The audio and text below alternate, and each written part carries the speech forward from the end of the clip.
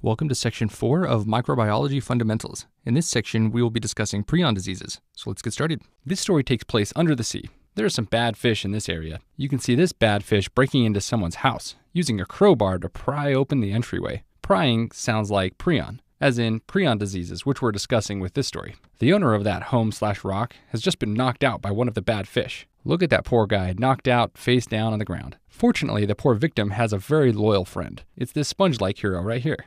He defended his friend by ripping the brain out of the head of this bad fish. You can see that sponge hero standing, holding that brain in his hand. The sponge and brain together represent spongiform encephalopathy. Encephalopathy simply refers to the altered mental status that prion diseases cause, and spongiform simply refers to the appearance of brain tissue on histology, which is often described as looking like a sponge, or spongiform. So sponge hero holding a brain represents spongiform encephalopathy. This is a histological image from a brain biopsy in a patient with prion disease, or spongiform encephalopathy. As you can see, there are these vacuoles scattered throughout. These vacuolations give the appearance of holes, much like the holes of a sponge.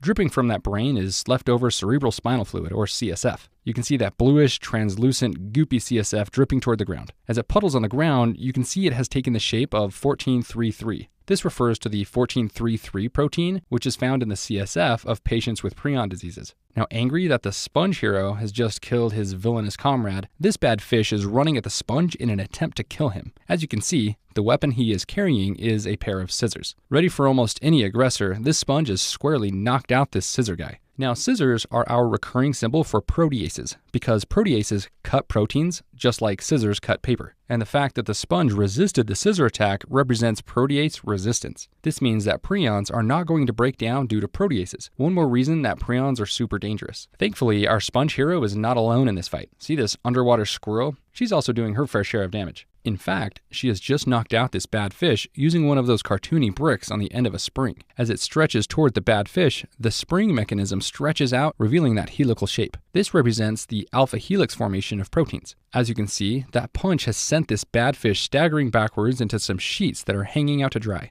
These sheets represent the beta-pleated sheet formation of proteins. And that helix, punching the fish into the sheets, represents how prions can convert alpha helices into beta-pleated sheets. This allows prions to mess with and destroy surrounding proteins. Just to reinforce this idea, PRPC indicates normal prions, which are found in normal healthy brains, and these are in the alpha helical configuration. These become problematic when they get converted to the beta-pleated sheet formation. These are termed PRPSC. I remember that PRPSC is the abnormal pathologic form by focusing on that S. S for stupid, as in these PRPSC proteins are stupid. Notice that this guy getting knocked back into the sheets has actually knocked over his two buddies in the process, causing them to be wrapped up in sheets as well. This represents the fact that once these prion-altered beta sheets are formed, they will convert yet more proteins into this beta sheet configuration, thus perpetuating the damage created by these PRPSC pathologic prions. Now that we've covered the pathogenesis of prion diseases, let's dive into the symptoms.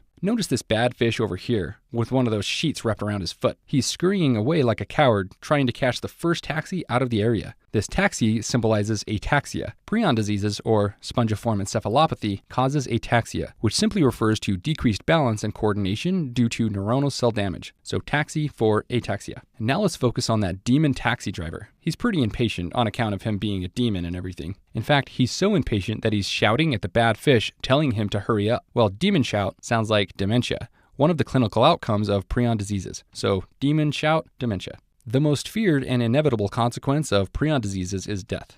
It will always kill the patient. The PRPSC beta sheet proteins accumulate in the neurons and cause apoptosis, which just eventually kills the brain and kills the patient. To help you remember this, notice that the demon driver has actually run over some innocent crab-like character on his way over here, causing death to the crab. Look at that poor dead crab. The crab's eyes even have those cartoony X's on them. Anyways, this dead crab will help you remember death with prion diseases. Now let's discuss the specific types of prion diseases, or spongiform encephalopathy, starting with mad cow disease. This disease can also be referred to as bovine spongiform encephalopathy. To help you remember this disease, we have this dirt trail leading from the dead crab all the way back to his butcher shop. This is the crab's butcher shop back here, where he butchers the meat of sea cows. These dead cows represent the mad cows, as in mad cow disease. The next prion disease is called fatal familial insomnia. To help you remember this name, we have this poor squid-like character who just can't sleep. Let's zoom in to see this better. Look at those droopy eyes. It turns out that this neighborhood is super crazy and always loud, so no one really ever gets sleep, especially this squid guy. In fact, his poor family is suffering as well. Look at them on the bed there. It looks like one of them is dead. So sad. Well, these squids not sleeping represents insomnia. And the fact that there's a family for this idea will help you remember that this is a familial disease. And one dead family member will help you remember that this disease is fatal. So again, these ideas together represent fatal familial insomnia.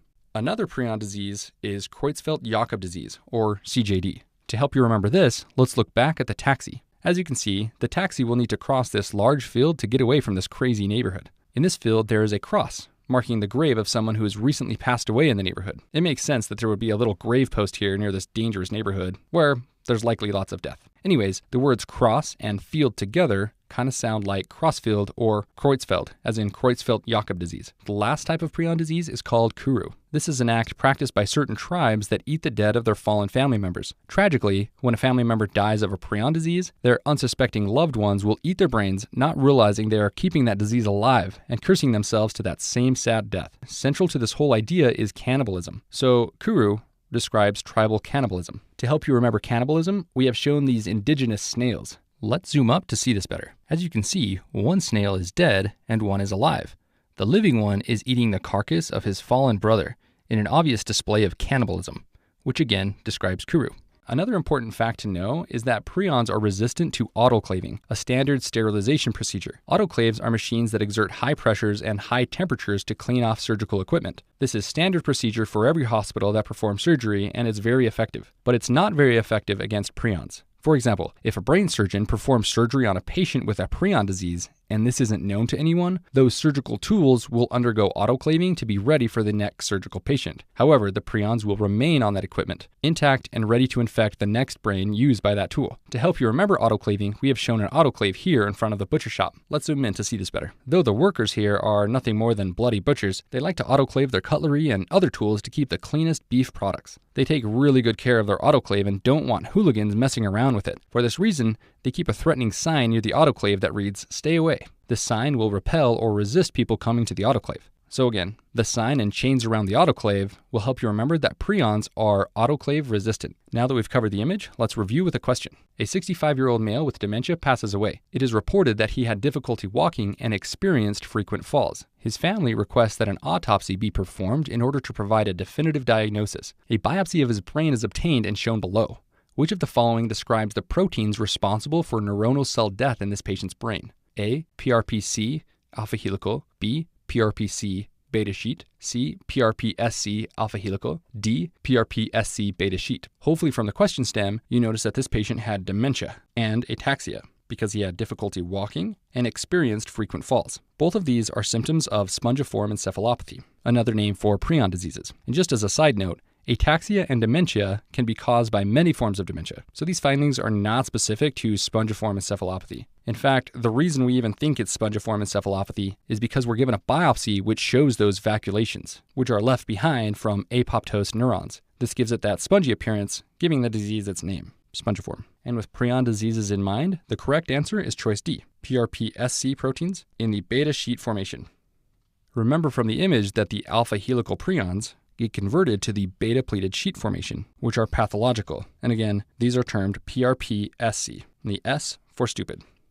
Now choice A is wrong because PRPC describes the normal prion. Also, these are in the alpha helical configuration. So for both of these reasons, answer choice A is incorrect. Choice B is wrong because again, PRPC is the normal prion, although the beta sheet formation is what we'd expect. Lastly, choice C is wrong because the alpha helical formation is not what we'd expect. So again, the correct answer is PRPSC in the beta sheet configuration. And that should be all you need to know about prion diseases.